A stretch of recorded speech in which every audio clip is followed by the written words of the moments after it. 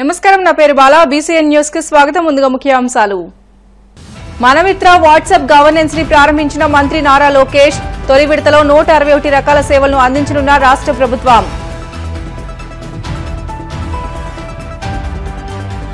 సకల శాఖల మంత్రి అందిన కాడికి దోచుకుని అజ్ఞాతంలోకి వెళ్లిపోయాడు. మాజీ మంత్రి పెద్దిరెడ్డిపై మంత్రి డోలా బాల వీరాంజనేయ స్వామి ధ్వజం. ప్రజల్ని మోసం చేయడమే లక్ష్యంగా చంద్రబాబు పనిచేస్తున్నారు. కూటమి ప్రభుత్వంపై విమర్శలు గుప్పించిన మాజీ మంత్రి చెల్లిబోయిన వేణు.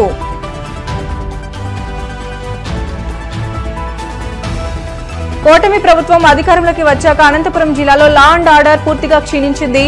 వైసీపీ మాజీ ఎమ్మెల్యే అనంత వెంకట్రామిరెడ్డి ఆరోపణలు. దేశంలోనే మొదటిసారిగా ఏపీలో వాట్సాప్ పాలన చేయనున్నారు. వాట్సాప్ గవర్నెన్స్ మంత్రి నారా లోకేష్ గురువారం ప్రారంభించారు. తొలి దశలో ప్రజలకు 161 సేవలు అందుబాటులోకి రానున్నాయి. వాట్సాప్ గవర్నెన్స్ సేవల కోసం ప్రభుత్వం మెటా సంస్థతో ఒప్పందం కుదుర్చుకుంది. ఈ సందర్భంగా మంత్రి లోకేష్ మాట్లాడుతూ దేశంలోనే తొలిసారి ఏపీలో వాట్సాప్ గవర్నెన్స్ పాలన తీసుకువస్తున్నామని, ప్రపంచంలోనే ఎక్కడా ఇలాంటి సేవలు లేవని అన్నారు. భవిష్యత్తులో మరిన్ని ప్రభుత్వ సేవలకు విస్తరిస్తామని, మొత్తం 360 సేవల్లో వాట్సాప్ గవర్నెన్స్ పాలన జరుగుతుందని మంత్రి తెలియజేశారు. మీ అందరు తెలిసిందే, యువగలం పాదయాత్ర చేశాను. 3132 కిలోమీటర్లు నేను నడిచాను. ఈ ఆలోచన నాకు యువగలం పాదయాత్ర నుంచి మొదలైంది. మీరు ఒక్కసారి కానీ మా స్పీచ్లు కూడా మీరు చూస్తుంటే, నా స్పీచ్ చూస్తుంటే నేను పదే పదే చెప్పేవాడిని. ఒక బటన్ నొక్కితే భోజనం వస్తుంది, ఒక బటన్ నొక్కితే సినిమా చూస్తున్నాం, ఒక బటన్ నొక్కితే ట్యాక్సీ వస్తుంది, కానీ ఒక బటన్ నొక్కితే ఎందుకు ప్రభుత్వం మీ దగ్గరికి రావట్లేదు, ఆ ఛాలెంజ్ నేను స్వీకరిస్తున్నానని ఆనాడు చెప్పాను. అందుకే ఈరోజు మన మిత్ర ప్రజల చేతిలోనే ప్రభుత్వం, ప్రజల చేతిలో పాలన, మాది ప్రజాప్రభుత్వం, ఈ నినాదంతో ఈరోజు ఇది మేము ప్రారంభించడం జరుగుతుంది. యువగలం పాదయాత్రలో అడుగడుగున ప్రజలు ఎదుర్కొంటున్న సమస్యలు నేరుగా తెలుసుకునే నాకు అవకాశం కలిగింది. పొద్దున నేను బస్ దిగి పాదయాత్ర ప్రారంభించిన దగ్గర నుంచి మళ్ళీ తిరిగి బస్ ఎక్కే వరకు ప్రజలతో ఉన్న, కార్యకర్తలతో ఉన్న, నాయకులతో ఉన్న. ఊరు నుంచి ఊరు నేను నడిచేటప్పుడు కూడా అక్కడ ప్రజలతో మాట్లాడేవాడిని, లేదంటే కార్యకర్తలతో మాట్లాడేవాడిని, నాయకులతో మాట్లాడేవాడిని, వాళ్ళ సమస్యలు నేను తెలుసుకునేవాడిని. అది జరిగినప్పుడు నేను రైతుల్ని కలిసా, మహిళల్ని, విద్యార్థుల్ని, కుల వృత్తుల వాళ్ళని కూడా కలుస్తాం జరిగింది. వాళ్ళందరినీ కలిసినప్పుడు వాళ్ళు ఒకటే అడిగారు, పద్దాక మమ్మల్ని మా కాస్ట్ సర్టిఫికేట్ ఉందంటే ప్రతి ఇన్ని నెలలకు ఒకసారి మిమ్మల్ని ఎందుకు తీసుకోవాలి, ఇన్కమ్ సర్టిఫికేట్ ఉంది మళ్ళీ మేము అధికారుల దగ్గరికి ఎందుకు వెళ్ళాలి, పవర్ బిల్ చెల్లించాలంటే ఎందుకు సీమ్లెస్గా మేము చెల్లించలేకపోతున్నాం, లేదంటే ఆర్టీసీ టికెట్ తీసుకోవాలన్నా మేము బస్ ఎక్కిన తర్వాత ఎందుకు తీసుకోవాలి, ముందర మేము ప్లాన్ చేసి ఎందుకు తీసుకోకూడదని పదే పదే నన్ను అడగటం జరిగింది. ఇంతేకాకుండా మీరు చూస్తే గత 5 సంవత్సరాల పరిపాలనలో నేను అనేక సందర్భాల్లో సర్టిఫికేట్ రానికుండా చేసిన పరిస్థితులు చూసాం. కావాలని బీసీ సర్టిఫికేట్ ఇవ్వలేదు. సో ఆ రోజు నాకు అర్థమైంది, సిస్టంలో ఒక లోపం ఉంది, ఇది కరెక్ట్ చేయాలి, ఎవరు ఇట్లా సర్టిఫికేట్ కోసం ఎవరు ఇబ్బంది పడకూడదు అనే ఆలోచనతో మొదలైంది. మీరు చూస్తే ఇప్పుడు అందరి జోబులో, ప్రతి ఇంట్లో ఒక స్మార్ట్ ఫోన్ ఉంది, అందరి జోబులో స్మార్ట్ ఫోన్ ఉంది. మా అంచనా ప్రకారం 60% మందికి స్మార్ట్ ఫోన్ అనేది ఈరోజు ఉంది. దాంట్లో ప్రధానంగా వాట్సాప్ అనేది అందరు ఇన్స్టాల్ చేసుకుంటారు. మీరందరూ కూడా వేలాది గ్రూపుల్లో ఉంటారు. నాకు కూడా ప్రభుత్వం పొరపాట్లు చేస్తే నాకు కూడా ఇక్కడున్న మీడియా మిత్రులతో సహా ప్రజలు కూడా మెసేజ్లు చేస్తాం జరిగింది. యువగలం పాదయాత్రలోనే లేదు, వాట్సాప్తో వర్క్ చేయాలి, అదొక ప్లాట్ఫామ్, అందరు వాడే ప్లాట్ఫామ్ అని ఆలోచించి నేను సంధ్య గారికి మేము అవుట్రీచ్ చేసి కలిసిన తర్వాత ఒక ఇనిషియల్ డిస్కషన్ అయిన తర్వాత వాళ్ళు ఏమన్నారంటే, ప్రపంచంలోనే ఎక్కడ ఇన్ని సర్వీసెస్ ఒకేసారి ఒకే ప్లాట్ఫామ్ మీద తీసుకురాలేదు, బిట్స్ అండ్ పీసెస్ వచ్చినాయి. సో ఆర్టీసీ చేసి ఉండొచ్చు, లేదంటే మున్సిపాలిటీ చేసి ఉండొచ్చు, ఎవరు వాళ్ళు చేశారు, యాజ్ అ స్టేట్ ఎవరు చేయలేదు, ఇది వన్ ఆఫ్ ఇట్స్ కైండ్, మీరు చేయగలుగుతారా, అవుతుందా, మార్పు మీరు సిస్టంలో తీసుకురాగలుగుతారా నన్ను అడిగారు. సో అక్టోబర్ 22, 2024లో ఢిల్లీలో MOU ఒప్పందం కుదుర్చుకుంటాం జరిగింది. ఆ రోజు నేను ఛాలెంజ్ స్వీకరించాను. డిసెంబర్ నెలాఖరికల్లా లాంచ్ చేస్తామని మేము చెప్తాం జరిగింది. వాస్తవంగా 1 నెల ఎక్కువ తీసుకున్నాం. సో 3 నెలలు 9 రోజుల తర్వాత అంటే ఎంఓయూ సంతకం పెట్టిన 3 నెలలు 9 రోజుల తర్వాత ఇది లాంచ్ చేస్తాం జరిగింది. వైసీపీ అరాచకాలు తట్టుకోలేకే ఎన్డీఏ ప్రభుత్వానికి ప్రజలు అవకాశం ఇచ్చారని మంత్రి డోలా బాల వీరాంజనేయ స్వామి పేర్కొన్నారు. మంగళగిరిలోని టీడీపీ కేంద్ర కార్యాలయంలో ఆయన మాట్లాడుతూ 2024 ఎన్నికల్లో రాష్ట ప్రజలు చారిత్రాత్మకమైన తీర్పునిచ్చారని, ఒక అరాచక శక్తిని తరిమికొట్టారని వివరించారు. వైసీపీ హయాంలో ఒక్క అభివృద్ది కార్యక్రమం జరగలేదని, 4,40,00,000 కోట్లకు పైగా అప్పులు చేశారని ఆరోపించారు. పెద్దిరెడ్డి చేసిన పాపాలపై లోతైన దర్యాప్తు చేస్తున్నామని, ఎప్పుడు ఏ విధమైన చర్యలు తీసుకోవాలో తప్పకుండా తీసుకుంటామని తెలియజేశారు. మొన్న ఎన్నికల్లో ఈ రాష్ట్ర ప్రజలు ఒక చారిత్రాత్మకమైన తీర్పిచ్చారు. దీని ఉద్దేశం ఒక అరాచక శక్తిని తరిమి కొట్టాలి. ఆంధ్రుల మీద ఉన్నటువంటి, ముఖ్యంగా మన ఆంధ్రప్రదేశ్ రాష్ట్రంలో ఉన్న ప్రజల మీద ఉన్నటువంటి అప్పులు, అరాచకాలు తట్టుకోలేకనే ఎన్డీఏ ప్రభుత్వానికి అవకాశం ఇచ్చారు. మీ ప్రభుత్వం హయాంలో 5 సంవత్సరాల్లో ఒక్క అభివృద్ధి చేశారా మీరు అడుగుతాను నేను. మీరు చేసినటువంటి అప్పులు సుమారుగా తీసుకుంటే మనకి చాలా 4,140 కోట్ల పైన ఉన్నాయి. ఈరోజు తీసుకున్న పరిస్థితుల్లో ఈ 7 నెలల్లోనే 5 సంవత్సరాల అభివృద్ధిని మేము చేసి చూపించాం. సూపర్ 6 గురించి మాట్లాడుతున్నారు మీరు. ఒక్కొక్కటి మేము చేసుకుంటూ వస్తున్నాం. 1,000 రూపాయలు పెన్షన్ పెంచుతామన్నారు. కానీ తర్వాత ఏం చెప్పారు?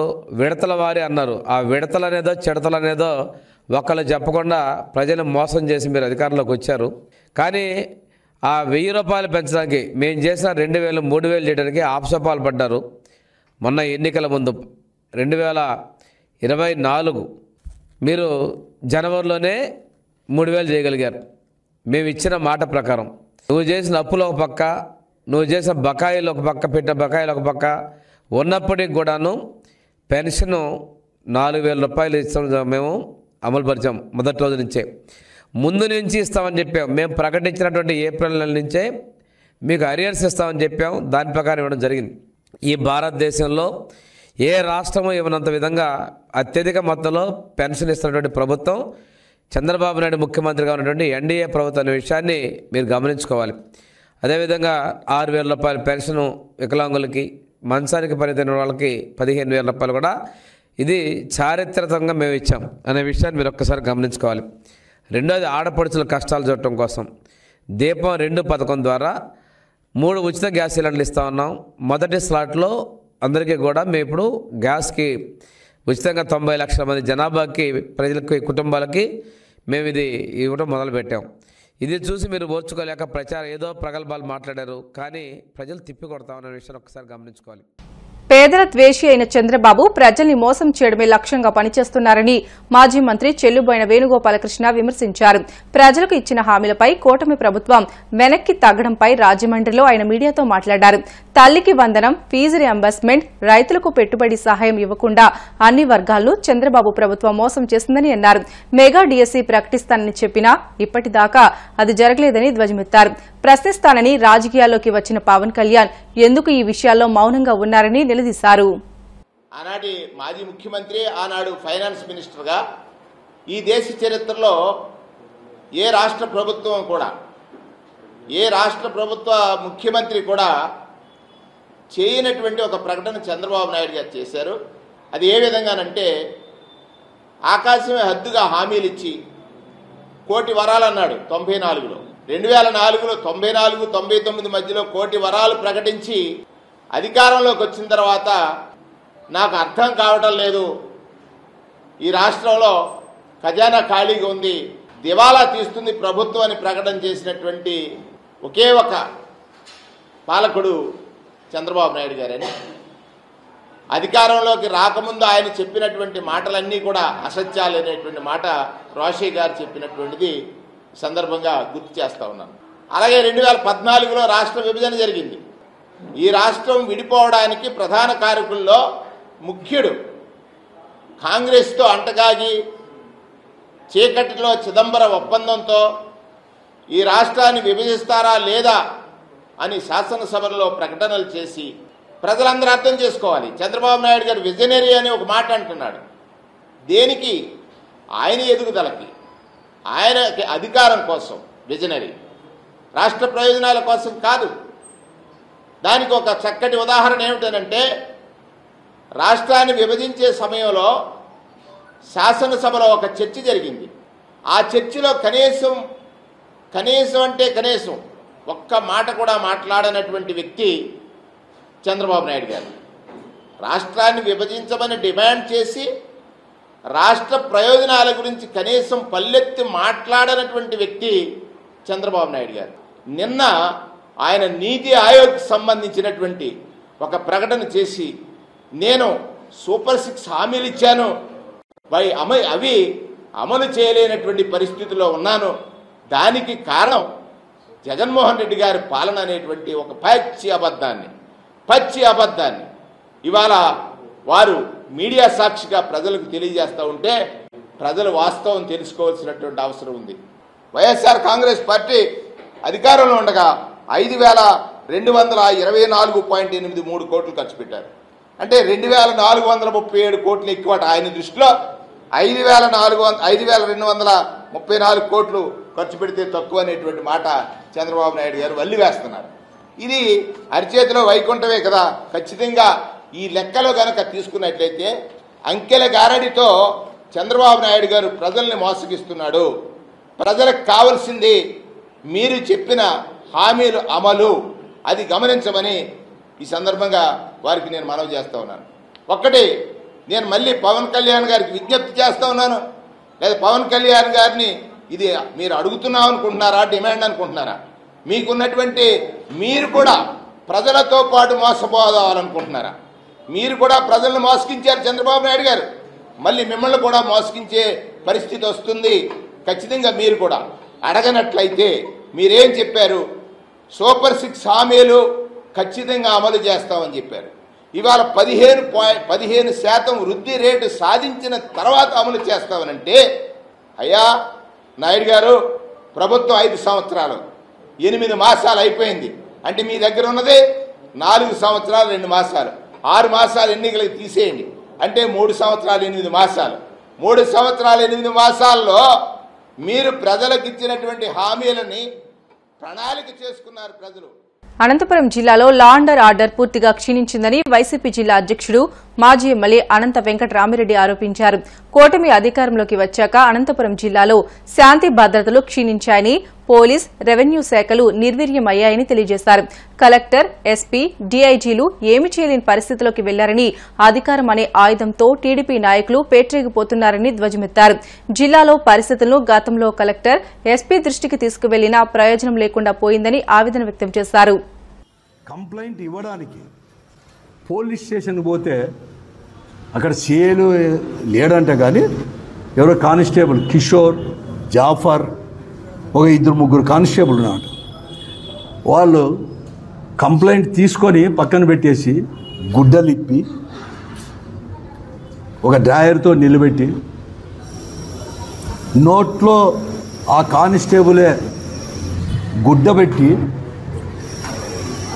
వాళ్ళు ఇష్టానుసారం కొడితే తట్టుకోలేక పరిగెత్తుకొని పోయి వచ్చేసి రోడ్లోకి వచ్చి పడితే, రోడ్లో ఉండే జనం ఏమి ఇట్లా వచ్చి పడినావు అని చెప్పేసి చూసి చేస్తే, అప్పుడు మళ్ళీ కూడా వైఎస్ఆర్ కాంగ్రెస్ పార్టీ నాయకులు బాబు, సుంకన్న వీళ్ళంతా పోయినా కూడా వారిపైన కూడా ఎట్లంటే అట్లా దుర్భాషలాడు. నేనేదో మళ్ళీ చెప్పలేదు. ఈ మైన నేను చెప్పేది ఏమంటే ఇట్లా జరుగుతుంది అనమాట. కంప్లీట్గా వాడు పరిగెత్తుకొని వచ్చేసినానికి చేతగాక వెంటనే మనకి ఏమంటే వెంటనే పరిగెత్తుకు వచ్చాక అవకాశం దొరికింది. అంటే బట్టలు ఇప్పేసి నోట్లో బట్ట పెట్టి పోలీసు వాళ్ళు స్వయంగా కూడా కిషోర్ అండ్ 3 days అయింది. ఎస్పీ గారు, డిఐజీ గారు ఎవరు కానీ తీసుకోలేదు. ఇవి 1, 2 టీవీలో, యూట్యూబ్లో, పత్రికలో ఏదో రాసింటే వారిపైన వారి పార్టీ వాళ్ళు, మీరు కన్నా మా పైన కానీ మా పార్టీ వాళ్ళ పైన ఏమన్నా కానీ మీరు కన్నా ఇటువంటి ప్రచారం చేస్తే మిమ్మల్ని రైలు పట్టాల పైన పండ పెడతామని చెప్పి బహిరంగ చెప్తా ఉన్నా కూడా ఈ జిల్లాలో ఏముంది? నేను చెప్తున్నాను ఎస్పీ గారికి, డిఐజీ గారికి, కలెక్టర్ గారికి మనవి చేస్తాను. మీ వాళ్ళు ఈ పోలీస్ స్టేషన్లో ఉండే సిఐలు, ఎస్ఐలు, కానిస్టేబుల్ మీరు బాస్ అనుకుంటున్నారా ఎస్పీని కానీ? లేకుంటే ఆ నియోజకవర్గం ప్రజాప్రతినిధులు, ఎమ్మెల్యేనో వాళ్ళే బాసులా? చెప్పండి, పోతే పోయి చెప్పండి. మీరు వాళ్ళకి అడ్వైజ్ ఇవ్వండి. మీకు అంత మోజు ఉండి వాళ్ళు చెప్పినట్టు వినాలంటే ఆ ప్రభుత్వం ఇచ్చింది మీకు ఏదైతే ఇచ్చినారో ప్రజల తరపున ఇచ్చినారో కాపాడండి చట్టాన్ని కాపాడండి అని చెప్పి ఇచ్చినారో ఆ కాకి బట్టలు ఇప్పేసి ఆ పచ్చ చొక్కాలు వేయించుకోమని చెప్పండి, పచ్చ చొక్కాలు వేసుకొని కూర్చోమని చెప్పండి. ఎంత దౌర్భాగ్యం చూడండి. వాళ్ళను పండబెడదామో పట్టాలపైన అంటే అవి కూడా మళ్ళీ ప్రసారం వాళ్ళే పెద్దగా మీ కథ చూస్తాం అంటాను. నేనైతే అట్లా తీయను. అధికారంలో ఉన్నా లేకపోయినా అందరికీ సమానమైన హక్కులు ఉన్నాయి, అవి కాపాడాలి. అవి కాపాడేకి మీకు చేత కాకపోతే, రాజ్యాంగం ఇచ్చిన అధికారం మీకు చేత కాకపోతే, ఏదైతే అంబేద్కర్ రచించాడో ఆ రాజ్యాంగం చేత కాకపోతే సరైన బుద్ధి చెప్పడానికి, ప్రజాస్వామ్య పద్ధతిలో బుద్ధి చెప్పడానికి గాజులు దొరకలేదు. నేను అధికారులకు చెప్తున్నాను, ఐపీఎస్ ఐఏఎస్ ఆఫీసర్లకు అందరికీ కూడా, రాజకీయ పార్టీ నాయకులు కార్యకర్తలకు కూడా భయభ్రాంతులను చేసి చట్టం మమ్మల్ని రక్షించండి ప్రభు అని చెప్పి సామాన్య ప్రజలు అడుగుతానే కూడా మీరు విననట్లు, మీ నోర్లు మూగబోయినట్లు, మీ చేతులు కట్టేసినట్లు మీరు ఐఏఎస్ ఆఫీసర్లు ఐపీఎస్ ఆఫీసర్లు వేధిస్తుంటే చూసుకుంటూ ఎందుకు ఉండాలి మీరు అసలు? బులెటిన్లో షార్ట్ బ్రేక్ తీసుకుందాం. Stay with us.